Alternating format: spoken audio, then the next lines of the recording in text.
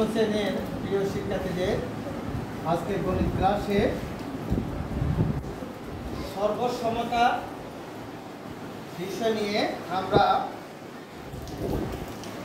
আলোচনা করব। তোমাদের এই শিখন অভিজ্ঞতা হলো সর্বসমতা ও সদস্যতা। এটা হলো শিক্ষণ অভিজ্ঞতা 6। এই শিক্ষণ অভিজ্ঞতার মধ্যে তোমাদের 126 এবং 27 পৃষ্ঠা বলা হয়েছে কাগজে এরোপ্লেন। তাহলে কাগজের এরোপ্লেন তোমরা তৈরি করেছো, আমাকে একটু দেখাও তো। তোমরা দেখাও তো কাগজের এরোপ্লেন তৈরি করেছো, দেখো সবাই, একটু সবাই তোমরা তৈরি করছো, দেখো একটু। হ্যাঁ, সুন্দর।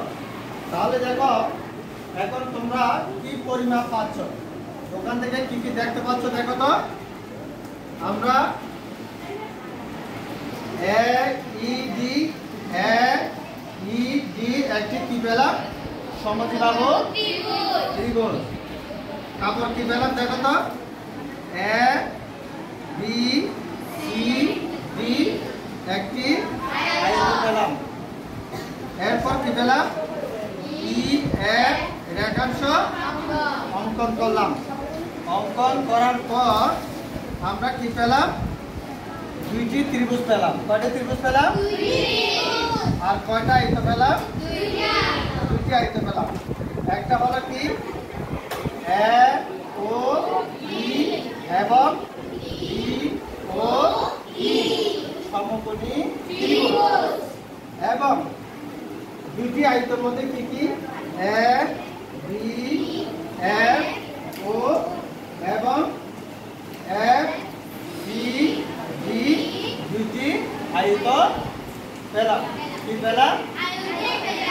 তাহলে এখানে 126 128 পৃষ্ঠার মধ্যে 128 পৃষ্ঠার মধ্যে কি পাচ্ছ? কি কি পেয়েছো বলো তো আমাকে। কি কি বলছো? 128 পৃষ্ঠা 128 পৃষ্ঠার মধ্যে কি কি বলো তো? বামের ত্রিভুজ, বামের ত্রিভুজ, ডানের ত্রিভুজ। তাহলে বামের ত্রিভুজ কি বলো তো? AOE। আর ডানের ত্রিভুজ কি? DOE। তাহলে বামের ত্রিভুজ থেকে প্রথম বাহু কি বলো তো? AO। তারপর দ্বিতীয় বাহু কি? AE। তৃতীয় বাহু হলো EO। আর ডানের ত্রিভুজে প্রথম বাহু কি বলো তো? DO। এবং দ্বিতীয় বাহু কোনটা? DE। তৃতীয় বাহু কোনটা বলো তো? EO। তাহলে আমরা বাম এবং ডান পক্ষে কয়টা ত্রিভুজ পেয়েছি? কয়টা ত্রিভুজ পেয়েছি? এই দুইটা ত্রিভুজের নাম কি? সমকোণী ত্রিভুজ। এখন বলো তো দুটি আয়ত পেয়েছো, কয়টা পেয়েছো? দুটি আয়ত। এই দুটি আয়তের মধ্যে কি কি নাম বলো তো?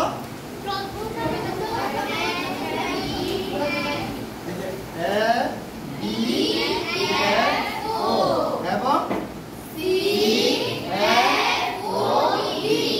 তাহলে দুটি আয়ত। তাহলে বাস্তব শিক্ষণ ক্ষেত্রে আমরা কি একটি এরোপ্লেন থেকে কাগজের এরোপ্লেন তৈরির ক্ষেত্রে মডেল, এটা আমরা কি হিসেবে বলতে পারি বলো তো? মডেল। এই মডেল থেকে আমরা কি পেয়েছি বলো তো?